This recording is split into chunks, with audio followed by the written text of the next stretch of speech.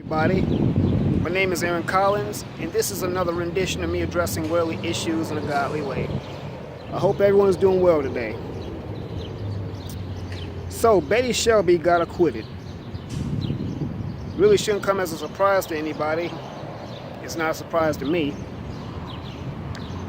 For those of you who are wondering who Betty Shelby is, Betty Shelby was a racist, a race soldier, the Tulsa Police Department, that recently killed and shot a black motorist named Terrence Crutcher. Crutcher's truck broke down on the side of the road somewhere in Tulsa, and he was standing by it when the police was called on him. So they came by, they put guns toward the man. The man had his hands in the air, and like always, it was televised. It was even an overhead camera shot from a helicopter, police helicopter, televised. Next thing you know, with his hands down, he gets shot on national TV. Now, looking at this footage, to me it looks pretty self-evident what happened.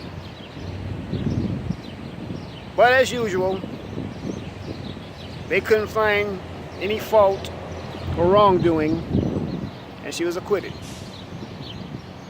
Now see, there seems to be a pattern. These police officers are shooting people, let me be correct, specific, are shooting black people, black men specifically, in the street with impunity. Then they get a paid vacation and put back on the force. That is a tragedy, and it's a slap in the face, which is one of the reasons why we as black people need to unify and strategize more than ever. But instead, some of us are so busy getting on YouTube and arguing and trying to find fault with each other over stupid things such as who's pro-black enough, hair, makeup, and other unimportant issues like that.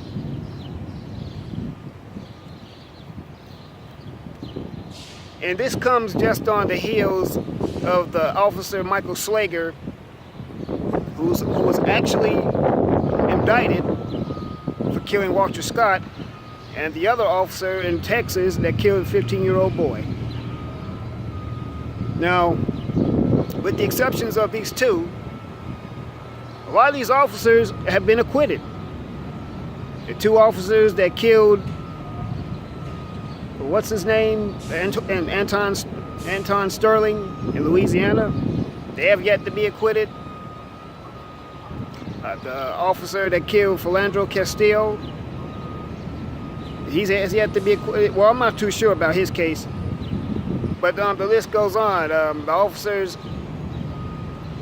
I don't think only like a few of the officers were charged in the murder of Freddie Gray. Daniel Pantaleo, who was the killer of Eric Garner in New York.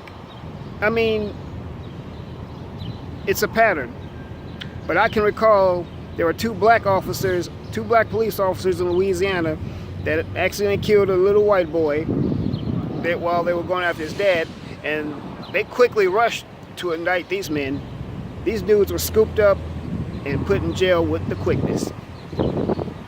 It's a double standard that's going on in society today. And then they wonder why we're yelling Black Lives Matter. They want to come out with the response that all lives matter, but yet society has constantly showed us that all lives do not matter. All lives are not treated like they matter, because black lives are still constantly being snuffed out by the public servants that are paid to protect us.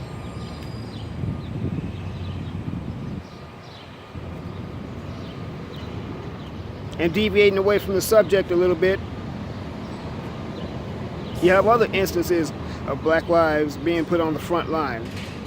You just had a black congressman recently get death threats, of lynchings and being called the N-word. You had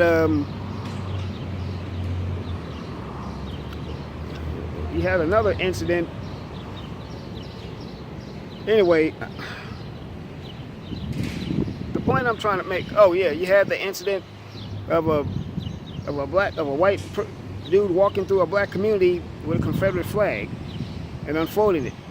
Now, thankfully, there was a black man who stood up and told him he would burn that flag. Let him know. And my hat goes off to that brother. Now, my question is this: how come more black men are not doing that? And I speak also about myself.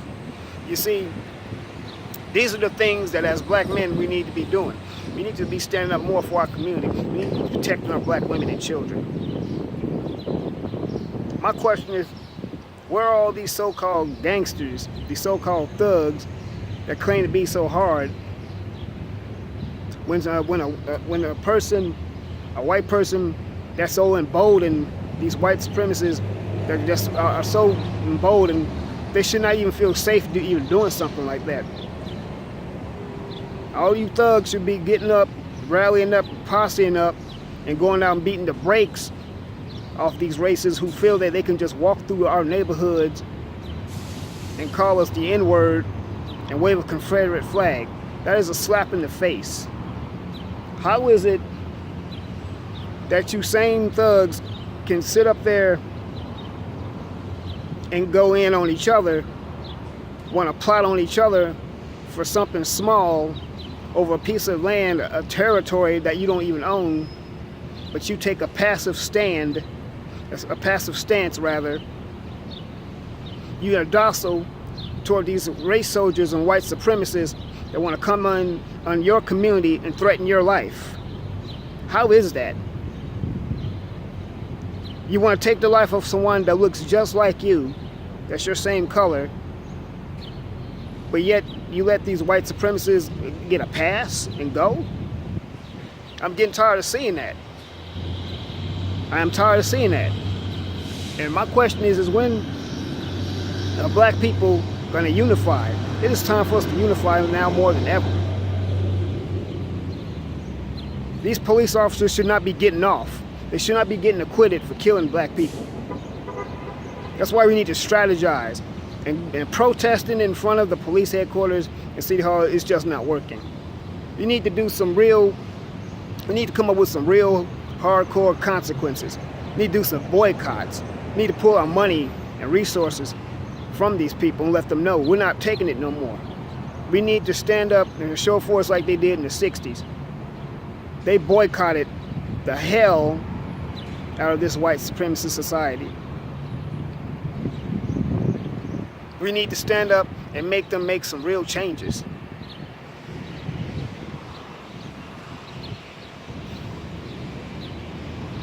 But yet, we want to talk about things, get on the internet and talk about stupidity and do dumb things and make fight videos, make ratchet videos. I mean, really? What is it going to take for us to wake up? What is it going to take for black people to rally together? God guarantee, if this happened in the Hispanic community or in the Asian community, they would have been definitely up in arms and changes would have been made overnight.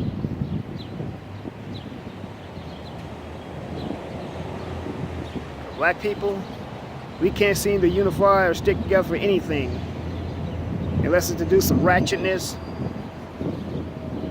or some depravity.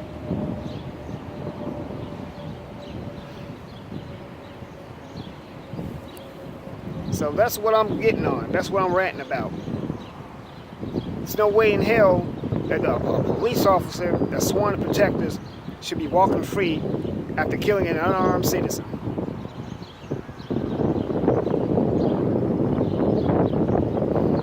But yet they get a pass.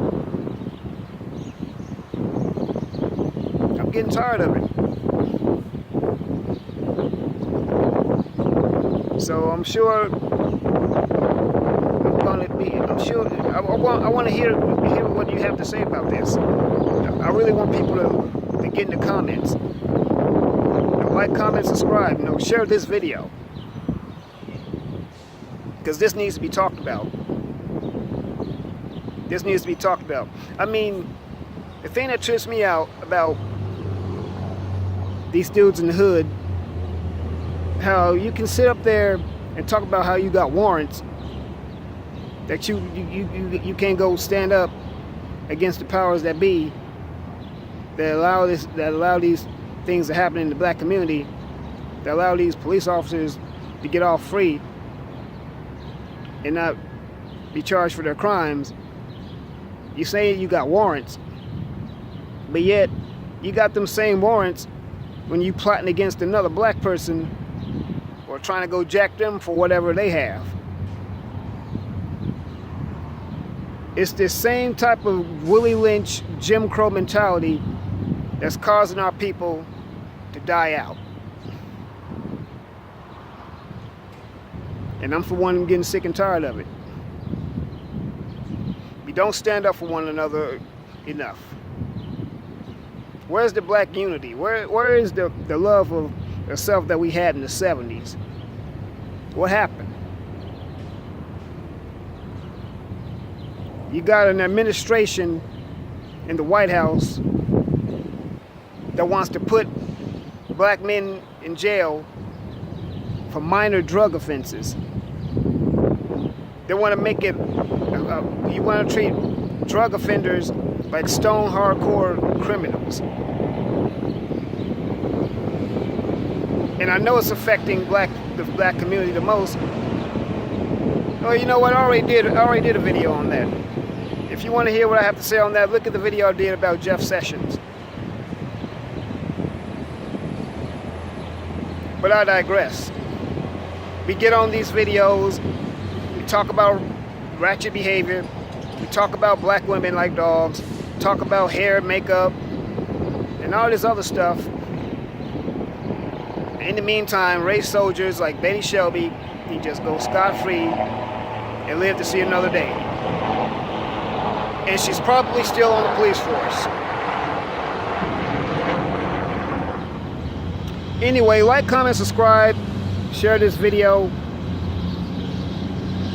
and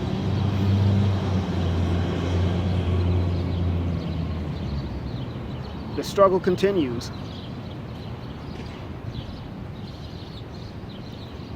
So God loves you. I love you. Let's do life.